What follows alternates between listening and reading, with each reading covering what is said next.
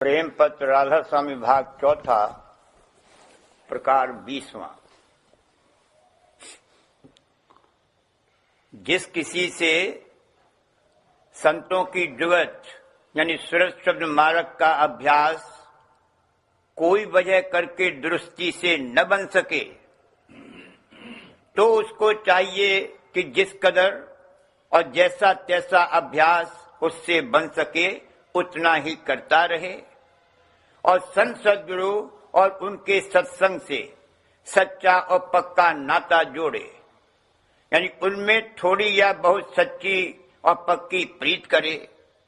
तो वे आखिर वक्त पर अपनी दया से उसकी सहायता करेंगे और अपना बल देकर आइंदे उससे करनी जिस कदर मुनासिब और जरूर होगी कराकर उसका पूरा काम बनावेंगे। जो जीव के संत सद्गुरु के सत्संग और शरण में आए हैं और उपदेश सूरज मार्ग का ले लिया है पर उनसे अभ्यास जैसा चाहिए दुरुस्ती से नहीं बनता है, यानी मन उनका चंचल रहता है और अनेक तरह की संसारी गुनावन उठाता रहता है, लेकिन वह जीव सत्संग नेम से करते हैं और संत सद्गुरु के दर्शन और वचन में उनकी किसी कदर लाभ है और थोड़ी बहुत सेवा भी तन मन धन की अपनी ताकत के माफिक करते रहते हैं। और जो सत्संग से दूर रहते हैं तो वाणी का रोजमर्रा थोड़े बहुत शौक के साथ पाठ करते रहते हैं और जब जब मौका मिले सद्गुरु के सन्मुख जाकर कोई दिन सत्संग करते हैं। और जो भजन में मन नहीं लगता है तो ध्यान और सुमिरन मन लगाकर करते हैं और जो ध्यान में भी मन अच्छी तरह नहीं लगे तो सिर्फ सुमिरन राधा स्वामी नाम का प्यार के साथ करते हैं। खुलासा यह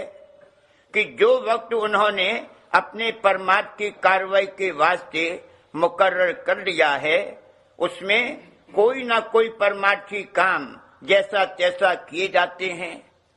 और अपने मन की हालत देखकर अंतर में झुरते शर्माते और पछताते रहते हैं और थोड़ी बहुत चिंता अपने उद्धार की निस्बत उनके मन में लगी रहती है। ऐसे जीवों को मुनासिब है कि अपनी हालत की निरख और परख हमेशा करते रहें और संत सद्गुरु और उनके प्रेमी भक्तों और साधुओं से प्रीत का नाता मजबूत जोड़ें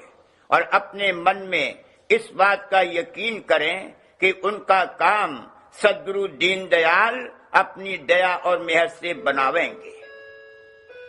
और ऐसे जीवों को चाहिए कि संत सद्गुरु और प्रेमी जन के साथ सच्ची दीनता से बर्ताव करें और जो कि मन उनका अंतरी अभ्यास में कम लगता है तो तन और धन की सेवा अपनी ताकत के माफिक शौक और प्रीत के साथ ज्यादा करें। ऐसी कार्रवाई से उनके मन में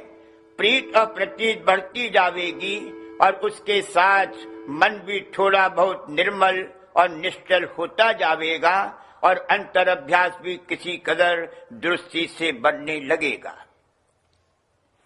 लेकिन इन जीवों को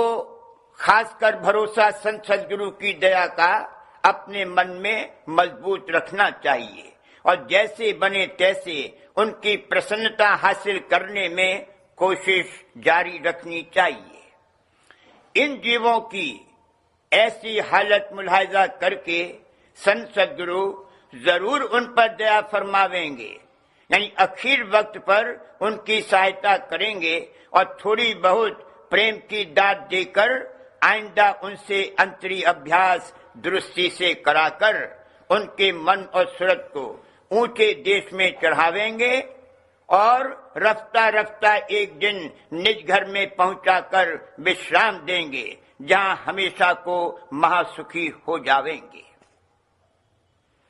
संत सद्गुरु की दया का वार पार नहीं है जिस जीव पर प्रसन्न हो जावें या जो कोई उनसे थोड़ी भी सच्ची प्रीत करे, उसका उद्धार सहज में आप करते हैं और अपनी दया का बल देकर जिस कदर करनी मुनासिब और जरूरी है बेतकलीफ आप करा लेते हैं और थोड़ी सी प्रीत भाव पर भारी बख्शिश अपनी तरफ से करते हैं। जिस किसी का थोड़ा बहुत नाता या रिश्ता मोहब्बत का संत सद्गुरु से लग गया, वही जीव बड़भागी है, क्योंकि वो नाता उसको एक दिन जाल देश में पहुंचाकर छोड़ेगा, यानी माया के घेर के पार पहुंचाकर जन्म मरण और दुख सुख के चक्कर से उसका सच्चा छुटकारा कर देगा। संत सद्गुरु की महिमा अपार है, जिसको उनका दर्शन भाग से मिला, गोया उसने सत्य पुरुष का दर्शन पाया, चाहे वह इस बात से खबरदार है या नहीं, लेकिन दर्शन का असर जरूर होवेगा, यानी उसकी सूरत ऊंचे स्थान पर चढ़ाई जावेगी, चाहे यह काम जल्दी होवे या कुछ देर के साथ, मुताबिक उस शख्स के कर्मों के। जो कर्म उसके हल्के और थोड़े हैं तो वह सत्संग में शामिल होकर अभ्यास में लग जावेगा और दया और मेहर लेकर जल्दी अपना काम बनवा लेगा। लेकिन जो कर्म उसके भारी और बहुत से हैं तो दया से उनका जल कटना शुरू हो जावेगा, यानी 1, 2, 3 जन्म में चाहे जिस जोन में उन कर्मों का भोग करके सत्संग में आवेगा और शौक के साथ वचन सुनकर और सरस्वत मार्ग का उपदेश लेकर अभ्यास में लग जावेगा। सिवाय परमार्थी नाते के जो कोई संत सद्गुरु से किसी किस्म का नाता या प्रीत थोड़ी या बहुत जोड़ेगा, वो भी दया से खाली नहीं रहेगा, चाहे वह उनकी महिमा जाने या नहीं, यानी अंत समय पर उसकी सूरत की किसी कदर संभाल की जावेगी और सुख स्थान में बासा दिया जावेगा। दुनिया में कोई बादशाह या महाराजा वक्त का किसी किसी को किसी भेष बदले हुए मिला, जहां कहीं मिला तो चाहे उसने उसको पहचाना या नहीं, पर मुलाकात और बातचीत तो उसकी बादशाह से हुई,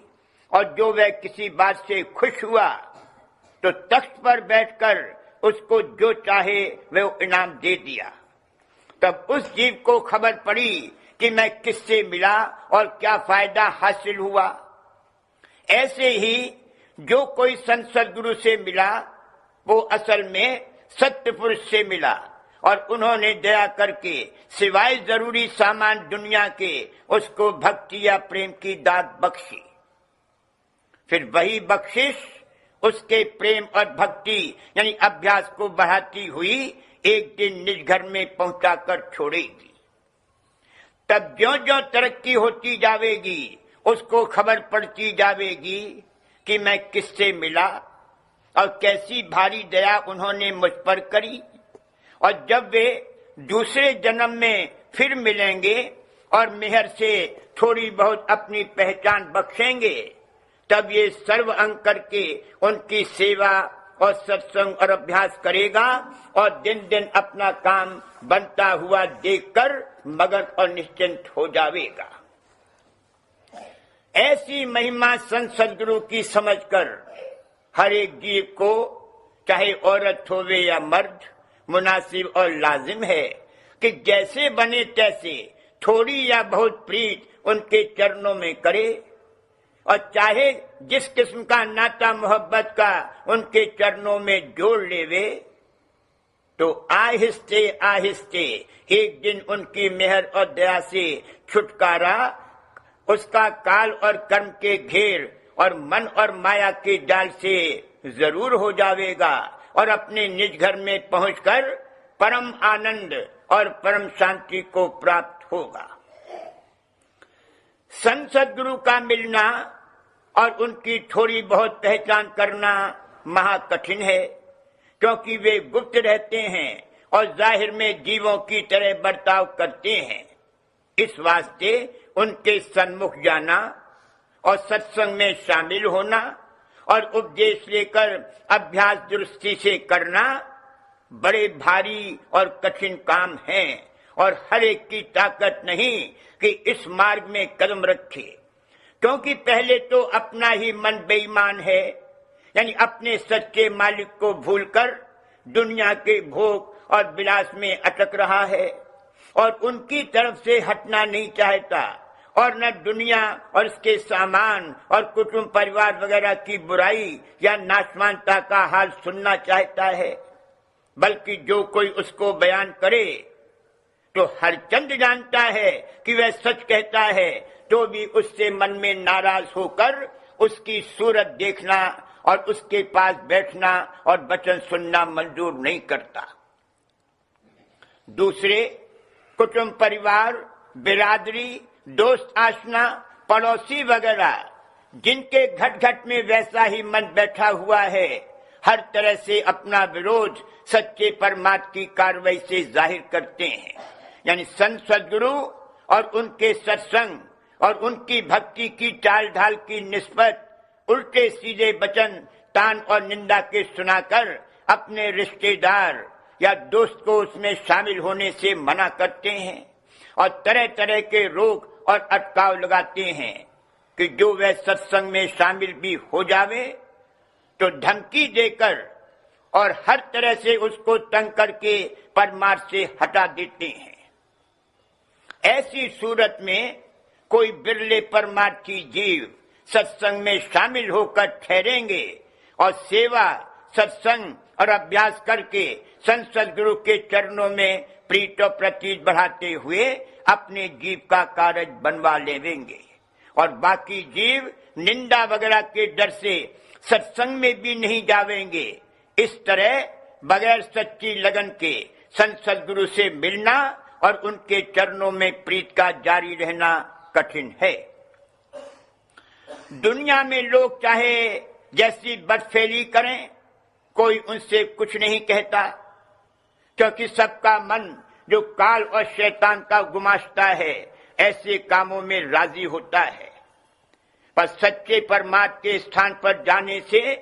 उसको निहायत डर अपनी मौत और दुनिया और उसके भोग विलास के छूटने का पैदा होता है और इस सबब से शामिल होना नहीं चाहता। जिन जीवों पर संत सद्गुरु और धुर की मेहर है, उनका मन संसारी जीवों के मन से मुआफकत नहीं करता, क्योंकि उसमें बजाय दुनिया की प्रीत के कुल मालिक राधा स्वामी जाल और संत सद्गुरु के चरणों की प्रीत का बीजा बोया हुआ है और वह दिन दिन उनकी दया और मेहर से बढ़ने और फलने फूलने वाला है।